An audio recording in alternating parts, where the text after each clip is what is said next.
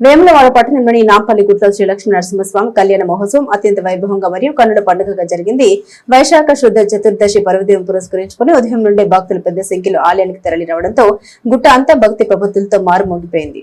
ఈ ఆధ్యాత్మిక వేడుకకు ప్రభుత్వ వేములవాడ ఎమ్మెల్యే ఆది శ్రీనివాస్ ముఖ్య అతిథిగా హాజరయ్యారు. ప్రభుత్వం తరపున స్వామివారికి పట్టు వస్త్రాలు సమర్పించి భక్తిని చాటుకున్నారు. ఈ సందర్భంగా ఆలయ ఈవో రమాదేవి ఎమ్మెల్యేను సాదరంగా ఆహ్వానించి ఆలయ సాంప్రదాయం ప్రకారం పట్టు వస్త్రాలు అందించారు.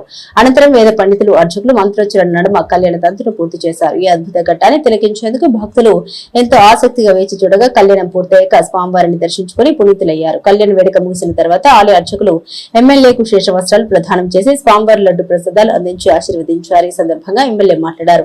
ఆధ్యాత్మిక క్షేత్రాల అభివృద్ధికి ప్రభుత్వం అత్యంత ప్రాధాన్యత ఇస్తుందని, నాంపల్లి గుట్టను భక్తులకు మరింత సౌకర్యవంతంగా తీర్చిదిద్దుతామని పేర్కొన్నారు. భక్తులకు ఎలాంటి అసౌకర్యం కలగకుండా ఆలయ అధికారులు సిబ్బంది పటిష్టమైన ఏర్పాటు చేశారని వారు ప్రశంసించారు.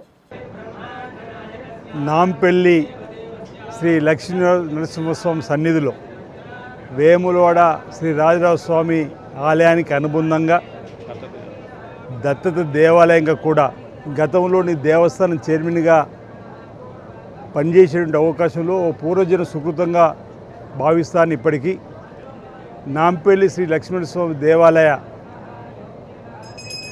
జీర్ణోద్ధరణ కార్యక్రమంలో భాగంగా అభివృద్ధి చేసేటువంటి అవకాశం ఆ రోజు రావడం, ఇప్పుడు కూడా వేముల రాజన్న ఆలయం సుమారు 150 కోట్లతో గౌరవ ముఖ్యమంత్రి శ్రీ రేవంత్ రెడ్డి గారి చొరవతో సహకారంతో జిల్లా మంత్రులు దేవాదాయ శాఖ మంత్రుల సహకారంతో జిల్లాకు సంబంధించినటువంటి అధికారుల సహకారంతో దేవాలయం సంబంధించిన అధికారులందరూ కూడా ప్రత్యేక శ్రద్ధతో దేవాలయాన్ని కూడా అన్ని రంగాలు అభివృద్ధి చేసేటువంటి అవకాశం రావడం, ఇది కూడా ఒక పూర్వజన సుకృతంగా భావిస్తూ ఉన్నాను.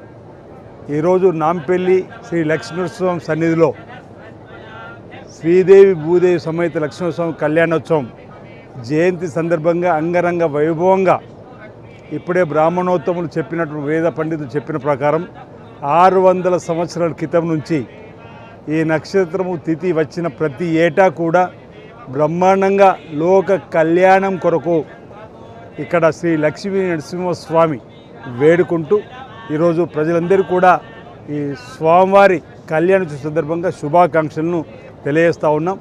నాంపల్లి శ్రీ లక్ష్మణస్వామి ఆలయాన్ని కూడా ఇప్పుడే వేద పండితులు బ్రాహ్మణోత్తములు చెప్పిన విధంగా అభివృద్ధికి సంబంధించిన అంశాలు కూడా తప్పనిసరిగా దేవాదాయ శాఖ పక్షాన వేముల రాజన్న ఆలయ పక్షాన ఇప్పటికీ రాజన్న ఆలయానికి అనేక దేవాలయాలు అనుబంధంగా ఉన్నాయి.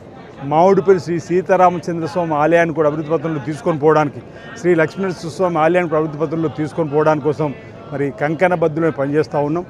టూరిజం శాఖ ద్వారా కూడా ఇటీవల నీ అసెంబ్లీలో మాట్లాడినప్పుడు టూరిజం శాఖ మార్చితో కూడా చర్చించినప్పుడు అక్కడ మామిడిపల్లి, ఇక్కడ నాంపల్లి, రుద్రంగి ఈ ప్రాంతంలో ఉన్నటువంటి ప్రాచీన కాలం నాటి దేవాలయ అభివృద్ధి కోసం కూడా ప్రత్యేకమైన నిధులు ఇవ్వాలని చెప్పని కోరడం జరిగింది. అందులో భాగంగా అనేక నిధులు వస్తూ ఉన్నాయి. భవిష్యత్తులో కూడా తప్పనిసరిగా ఈ ప్రాంత ప్రజల ఆరాధ్య దేవైనడు వేముల రాజన్న ఆలయంతో పాటు ఇక్కడ శ్రీ లక్ష్మీనరస్వామి ఆలయం నాంపల్లిలో, మామిడిపల్లి సీతారామచంద్ర స్వామి ఆలయం, ఈ విధంగా ఈ దేవాలయానికి అనుబంధం దేవాలయ అభివృద్ధి కోసం, అభ్యున్నతి కోసం ఈ ప్రభుత్వం పాటుపడుతుందని చెప్పి ఈ సందర్భంగా తెలియజేస్తా ఉన్నాను.